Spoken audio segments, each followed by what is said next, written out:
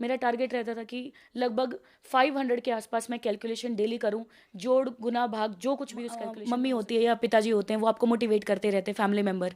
लेकिन जब आप अकेले दिल्ली में रह रहे होते हो तो आपका मोटिवेशन भी आपको खुद बनना पड़ता है। फिर दूसरी बात और भी बहुत सारी, मेरे पिताजी जो हैं उस समय पर एक्सपायर हो गए, उनको कैंसर हो गया था। और थोड़ी जितने भी एसएससी एस्पिरेंट्स हैं, मैं एक बात ज़रूर बोलना चाहूँगी आप लोगों को। Hello everyone, welcome to motivation factory, strong community of real aspirants. दोस्तों, आज हमारे साथ प्रेरणा मैडम मौजूद हैं और मैडम ने CHSL 2019 क्रैक किया है और CGL में भी डिसेंट स्कोर है। उम्मीद है क्रैक हो जाएगा। अब पोस्ट कौन सी मिलती है ये बात की है।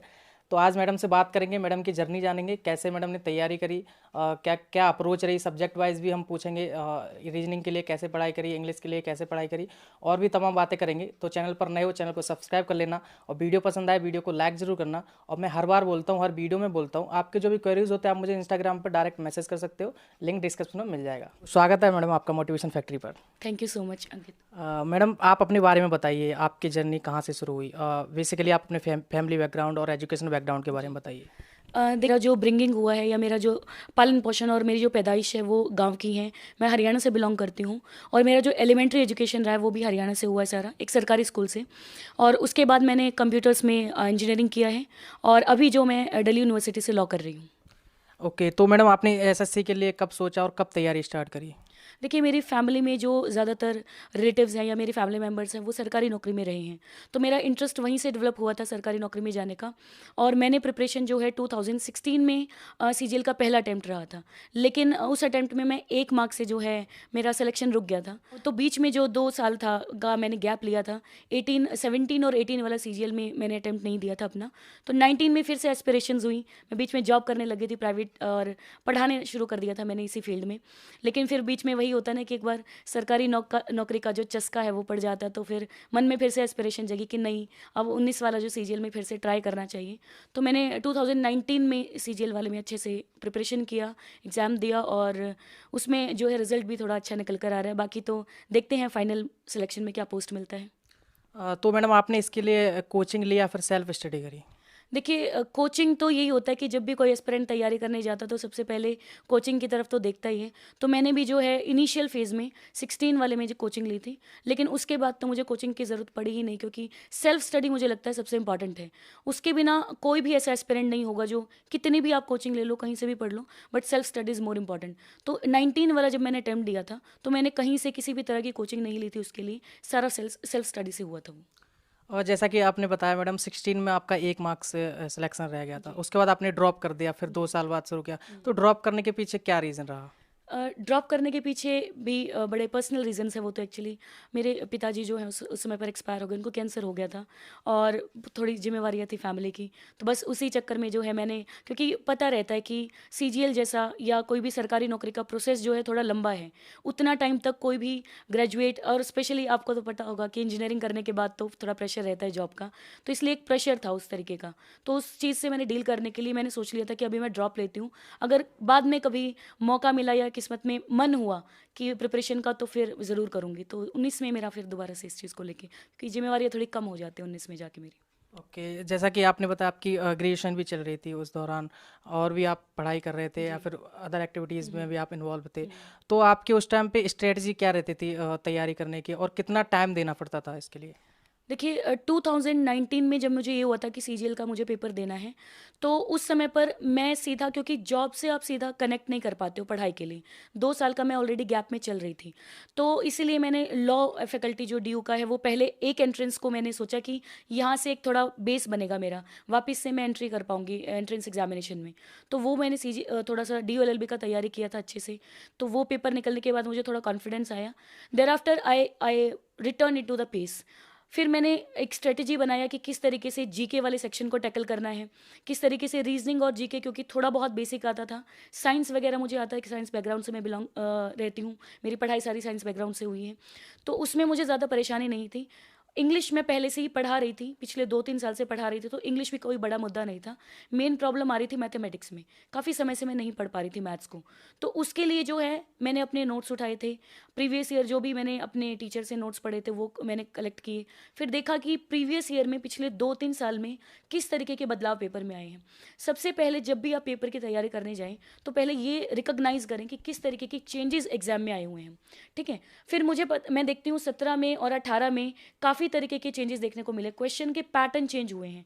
16 तक जो पैटर्न आ रहा था वो सिंपल आ रहा था क्वेश्चंस का पैटर्न, लेकिन 17 में पैटर्न आपको भी पता होगा काफ़ी ऊपर चला गया था क्वेश्चंस का। फिर 18 में काफ़ी कैलकुलेटिव पेपर आए थे।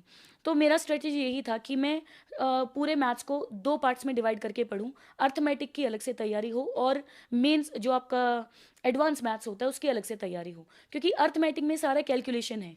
अगर कैलकुलेशन आपका अच्छा नहीं होगा तो फिर आप मैथ्स में काम ही नहीं कर पाओगे। और जो आपका एडवांस मैथ्स रह जाता है उसमें सारी थ्योरीज हैं, और थ्योरीज इस तरीके की हैं कि आपको ऑन द स्पॉट याद आनी चाहिए। ऐसा नहीं है कि आपने 1 बार पढ़ लिया, 2 बार पढ़ लिया और थ्योरी याद रहेंगी, क्योंकि थ्योरी लॉन्ग टर्म के लिए क्या होता है थ्योरीज में, आप अगर एक एडवांस मैथ्स का क्वेश्चन आपको 10 मिनट के लिए दिया जाए करने के लिए तो आप कर लोगे, वो थ्योरी लगा दोगे याद करके। लेकिन अगर वही चीज़ आपको 1 मिनट दिया जाए करने के लिए तो प्रेशर हो जाता है पेपर में। तो इसलिए रिविजन बार बार डेली कैलकुलेशंस करनी होती थी। मेरा टारगेट रहता था कि लगभग 500 के आसपास मैं कैलकुलेशन डेली करूं, जोड़ गुना भाग जो कुछ भी उस कैलकुलेशन में हो सकता था वो सारी चीज़ें मैं कवर करती थी। एग्जाम ओरिएंटेड रखिए। और दूसरी इंपॉर्टेंट बात है कैलकुलेशंस को, ऐसा नहीं है कि आपने 10-10 डिजिट्स को जोड़ना सीख लिया है, लेकिन ये भी देखना होता है कि क्या वो 10 डिजिट्स जो हम जोड़ रहे हैं वो पेपर के लिए इंपॉर्टेंट है, क्या वो प्रैक्टिस पेपर में काम आएगी। तो अगर वो काम प्रैक्टिस आपके पेपर में नहीं आ रही है तो उसे मत करिए। आप देखिए किस तरीके के एसएससी कैलकुलेशन पूछती हैं। बहुत सारी ऐप्स आपको मिल जाएंगी आजकल प्ले स्टोर पर जो सिर्फ इसी ओरिएंटेड बनी हुई हैं, इसी चीज़ के लिए। तो वो ऐप्स आप हेल्प ले सकते हो, डाउनलोड कर सकते हो, डेली कैलकुलेशन करिए। फिर एडवांस मैथ्स का तो यही है कि जितना प्रैक्टिस करेंगे उतना अच्छा होगा एडवांस मैथ्स। तो मेरा तो इस तरीके से दोस्तों अगर आप लोग यूपीएससी के लिए प्रिपरेशन कर रहे हैं तो आप लोगों के लिए गुड न्यूज है। अनअकैडमी लेकर आया है यूपीएससी सीएससी मेगा कॉम्बैट, जो कि 28 नवंबर को सुबह 11 बजे कराया जाएगा। इसके टॉप रैंकर्स होंगे, उनको एक्साइटिंग प्राइज भी दिए जाएंगे, जैसे Samsung tab, iPad mini, Amazon vouchers, 100% scholarship जीतने का भी मौका है। तो सिंपली लिंक दिया हुआ डिस्क्रिप्शन में जाइए, रजिस्टर करिए और 28 नवंबर को 11 बजे एक क्विज अटेम्प्ट करना है। इसमें 52 क्वेश्चंस होंगे, 60 मिनट का टाइम दिया जाएगा। ये दोनों लैंग्वेज में, हिंदी और इंग्लिश, आप जो भी चाहे इसमें सिलेक्ट कर सकते हैं। और यूपीएससी के 24 नवंबर से नए बैच भी स्टार्ट हो गए। अपनी प्रिपरेशन को बूस्ट करने के लिए आप उनमें भी इनरोल कर सकते हैं। तो लिंक दिया है डिस्क्रिप्शन में, जाइए अप्लाई कीजिए। ओके तो मैडम अभी बात कर लेते हैं इंग्लिश की, क्योंकि बहुत सारे एस्पिरेंट्स हैं तो इंग्लिश से बहुत जूझते रहते हैं। वो जैसे गांव से बिलोंग करते हैं, लेकिन सपना तो उनका भी है इंस्पेक्टर बनने का, या फिर अच्छी पोस्ट लेने का, या फिर उनका हिंदी बैकग्राउंड रहा है, हिंदी मीडियम से पढ़ाई करी है, तो इंग्लिश में बहुत दिक्कत आती है। तो इंग्लिश के लिए क्या अप्रोच होनी चाहिए एस्पिरेंट्स की कि इंग्लिश अच्छे से कवर कर सके वो? देखिए एग्ज़ाम इंग्लिश के लिए भी मैं यही बोलूँगी कि एग्ज़ाम ओरिएंटेड होना चाहिए पूरा का पूरा। ऐसा नहीं होना चाहिए कि आपका मन उठ रहा है तो आप न्यूज़पेपर पढ़ रहे हो कल को, आपका मन उठ रहा है तो आप कोई वोकैबुलरी की बुक उठा लाए मार्केट से वो पढ़ ली। 2-3 बुक रखिए अपनी, लेकिन वो 2-3 बुक मल्टीपल टाइम्स पढ़िए। जैसे कि अगर मैं बताऊँ कि वॉल्यूम 1 पैरामाउंट का जो है बुक है, क्या नाम है उसका, प्लिंटू पैरामाउंट, वो बहुत अच्छी बुक है। वहाँ से आप बेसिक कवर करिए अपना, थोड़ा बहुत वोकैब का वहाँ से बेसिक बनाइए। फिर उसके बाद आप दूसरी बुक ले सकते हो एसपी बख्शी, बहुत ही अच्छी बुक लगती है मुझे। अगर कोई भी बच्चा एस्पिरेंट एसएससी क्रैक करना चाह रहा है तो एसपी बख्शी एक अल्टीमेट रास्ता है जाने के लिए। उसके अलावा प्रैक्टिस पेपर्स लगाइए। मॉक्स ऐसा होना चाहिए कि अगर आप मेंस लेवल पे तैयारी कर रहे हैं, आप सोच रहे हैं कि 190 प्लस में ले लूँ मेंस में, तो आपको डेली हर दूसरे दिन मॉक्स लगाना ही पड़ेगा। ये इस तरीके का मुझे लगता है कि ये स्ट्रेटेजी काम की है इंग्लिश के लिए, बिकॉज इंग्लिश में बहुत कुछ है पढ़ने के लिए। You have to be into the scope of the syllabus का जो स्कोप है उसके अंदर रह के तैयारी करेंगे तो ज़्यादा बेहतर रहेगा। फिर वोकैब का सबसे बड़ा मुद्दा होता है, बच्चों को वोकैब नहीं हो पाती है। तो वोकैबुलरी में बोलूँगी 99% जो वोकैबुलरी पेपर में आता है वो प्रीवियस ईयर आता है, और प्रीवियस ईयर वोकैबुलरी इतना ज़्यादा है कि बच्चा करने भी बैठ जाता तो भी 3 महीने 2 से ढाई 3 महीने जो है लग जाते हैं वो कैब पे कमांड बनाने में। तो प्रीवियस ईयर वोकैबुलरी करिए, 1 या 2 बुक रखिए अपनी तैयारी के लिए, और रेगुलर मॉक्स लगाइए। इंग्लिश में 190 प्लस के लिए मुझे लगता है इतनी तैयारी काफ़ी रहती है। ओके मैडम, अभी बात करते हैं। मैं मुखर्जी नगर में ही रह रहा हूँ पिछले 1 साल से, तो मैं देख रहा हूँ मुखर्जी नगर में काफ़ी सारे बच्चे एसएससी के लिए भी तैयारी करने आते हैं। अब जैसे गांव में कोई बच्चा है या फिर मतलब शहर में ही है, लेकिन वो मुखर्जी नगर नहीं आ सकता या फिर ऐसी जगह पे नहीं जा सकता जहाँ एसएससी के लिए कोचिंग्स चल रहे हैं, तो क्या वो बच्चा इन बच्चों से कॉम्पीट कर सकता है, घर पे रह के तैयारी कर सकता है? नहीं, मुझे तो ऐसा लगता ही नहीं है कि ऐसा नहीं हो सकता। आजकल तो डिजिटलाइजेशन हो चुका है पूरा। एजुकेशन तो अब सीमाओं तक बंद ही नहीं रही है ना, आप ऑनलाइन जाके पढ़ सकते हो। इतने अच्छे अच्छे टीचर्स जो हैं आजकल ऑनलाइन पढ़ा रहे हैं। आप किसी के भी कोर्स में जाके एनरोल कराइए और बहुत ही अच्छे आपको, इनफैक्ट मैं बोलूँगी ऑफलाइन में फिर भी आपको जो है थोड़ा सा ये हो सकता है कि आप डिस्ट्रैक्ट हो जाए पढ़ाई के टाइम पे। आप यहाँ पे आएंगे, अपना घर बार छोड़ के दिल्ली में आएंगे, बहुत सारी चीज़ें होंगी आपको डील करनी पड़ेंगी, अकेले रहेंगे आप। फैमिली उधर, फैमिली का एक जो सपोर्ट होता है, मोटिवेशन होता है, वो कितनी देर तक आप, एक तो फैमिली सामने होती है, मम्मी होती है या पिताजी होते हैं, वो आपको मोटिवेट करते रहते हैं, फैमिली मेम्बर। लेकिन जब आप अकेले दिल्ली में रह रहे होते हो तो आपका मोटिवेशन भी आपको खुद बनना पड़ता है।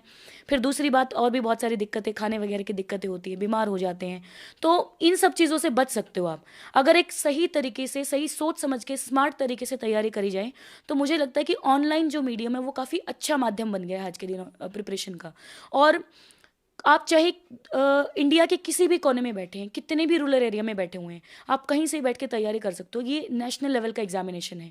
इसके लिए ये नहीं है कि आपको दिल्ली ही आके पढ़ना पड़ेगा या आपको किसी बड़े शहर में जाके ही पढ़ना पड़ेगा। तो मुझे तो ये इस बात का कोई मतलब तुक नहीं लगता कि दिल्ली में ही आओगे तभी। इनफैक्ट मैं तो बोलूँगी, आप खुद रेट देखिए, दिल्ली में आके कितने बच्चे सिलेक्शन ले पाए। जी हाँ, यहाँ पे मैं यही बात बोलने वाला था कि अभी मैं देख रहा हूँ तो ऐसा नहीं है दिल्ली में जो आए हैं वो सारे ही क्रैक कर रहे हैं एग्जाम। बहुत सारे बच्चे स्ट्रगल कर रहे हैं, उनको 2 साल या 3 साल भी हो गए, 4 4 साल भी हो गए हैं। तो उन बच्चों के लिए आपका क्या मैसेज होगा कि इस चीज़ में जो एक तरीके से वो फंस गए हैं, वो बोलते हैं कि मैं अभी तो इसमें फंस गया हूँ, और एक तरीके से वो उन्हें ऐसा प्रण ले लिया कि अभी तो क्रैक ही करना है, बट कहीं ना कहीं कुछ कमियां रह जाती हैं तो वो क्रैक नहीं कर पा रहे हैं। तो उनके लिए आपका क्या मैसेज होगा कि कोई उनका दूसरा करियर ऑप्शन हो सकता है कि वो इस चीज़ से भी सेटिस्फाई हो जाए कि हाँ मैंने अपने करियर मतलब अच्छा कर लिया? नहीं, देखिए पहली बात तो ये कि कोई भी कंपेटिटिव एग्जाम आपकी कैपेबिलिटी को क्वेश्चन मार्क नहीं कर सकते। कंपेटिटिव एग्जाम्स का ऐसे ही है, हो जाए तो बहुत बढ़िया है, नहीं हो पाता तो आपको अपना मोटिवेशन डाउन करने की ज़रूरत नहीं है, या अपने दिल से नहीं लगा लेना इसको। आपने 2 साल लगा दिए एक पेपर पर, 3 साल लगा दिए, अब 3 साल के बाद क्या? अब पूरी ज़िंदगी थोड़ी निकाल देंगे उसी पेपर के पर। Try to find other ways, और बहुत अच्छे रास्ते हैं। एसएससी का जो एस्पिरेंट है वो इतना मेहनती हो जाता है ना 3 4 साल की तैयारी में, वो किसी भी फील्ड में जाएगा वो सक्सेसफुल होके निकलेगा, मेरा ये मानना है। ठीक है, तो मेरा जो अल्टरनेट, जब मैंने 2019 में तैयारी शुरू किया तो मुझे भी एक बड़ा डर था कि मान लो अगर ना हो पाए पेपर और मैं इसमें 3 साल लगा भी दूँ, 2 साल लगा भी दूँ और ना सिलेक्शन हुआ, फिर मैं क्या करूँगी। तो मैंने अपना एक बैकअप रखा था कि मैं लॉ में एडमिशन लेती हूँ। तो मैंने डीयू का एलएलबी का जो एंट्रेंस एग्ज़ाम होता है, मैंने वो एंट्रेंस एग्ज़ाम दिया था और उसमें बड़े अच्छे मार्क्स से मेरा फर्स्ट लिस्ट में एडमिशन भी हो गया था। तो मुझे बाद में जाके, तब तो उतना समझ नहीं था, तब तो बस ये था कि ले लिया था एडमिशन, ये सोचे कि क्या पता प्लान बी की ज़रूरत पड़े मुझे। लेकिन अब मुझे लग रहा है कि ये विकल्प जो मैंने लिया था बहुत अच्छा विकल्प था, और इतना भी बर्डन नहीं था कि मैं साथ में तैयारी ना कर पाऊँ। पढ़ाई भी लॉ की हो रही थी, साथ में तैयारी भी हो रही थी। तो जितने भी एसएससी एस्पिरेंट्स हैं, मैं एक बात ज़रूर बोलना चाहूँगी आप लोगों को कि आप एसएससी के साथ कोई ऐसी डिग्री ज़रूर करें जिसमें कोई करियर बना पाए आगे जाके। ठीक है, जैसे लॉ हो गया है, या कोई भी ऐसा इंटरेस्ट जो आपको, आपका डेवलप होता है किसी भी चीज़ में। बिकॉज एसएससी ऐसी पढ़ाई नहीं है, सच सच पूछा जाए तो, जिसमें आप दिन के पूरा का पूरे ज़िंदगी के 3 3 4 4 साल लगा दें। 1 1.5 साल आपने शिद्दत से तैयारी करी, मन से तैयारी करी, मान लो 1% ऐसा हो जाए पेपर ना निकल पाए, तो अपनी तैयारी को साइड बाय साइड रखिए और साथ में अपना कोई स्किल डेवलप करिए, या अपने पास कोई ऐसी डिग्री लेकर आए जो आपको आगे हेल्प करे, चीज़ों में, आपके करियर में हेल्प करे। Thank you so much ma'am, आपने मुझे टाइम दिया, and best of luck for your future dream. जो भी आपने सोचा है सीजीएल में, जो भी पोस्ट सोचा है वो आपको मिले। एंड आई होप दोस्तों आपको ये वीडियो पसंद आया होगा। मैडम ने बहुत कुछ बताया, अगर आपने यहाँ तक वीडियो देखी है तो काफ़ी कुछ सीखने को मिला होगा। और चैनल पर नए हो, चैनल को सब्सक्राइब जरूर कर लेना, ऐसे वीडियोज़ यहाँ पे मिलते रहते हैं। जैसा कि हमारी टैगलाइन है, strong community of real aspirants. आगे बहुत कुछ सोचा है आपके लिए, आगे शायद मैडम के और वीडियोज़ आपको देखने को मिले, और बहुत सारे एसएससी के टॉपर हैं वो भी आपको इस चैनल पर देखने को मिलेंगे। तो चैनल को सब्सक्राइब जरूर कर लेना, और एंड बेस्ट ऑफ लक, और अपना ख्याल रखो। Thank you so much.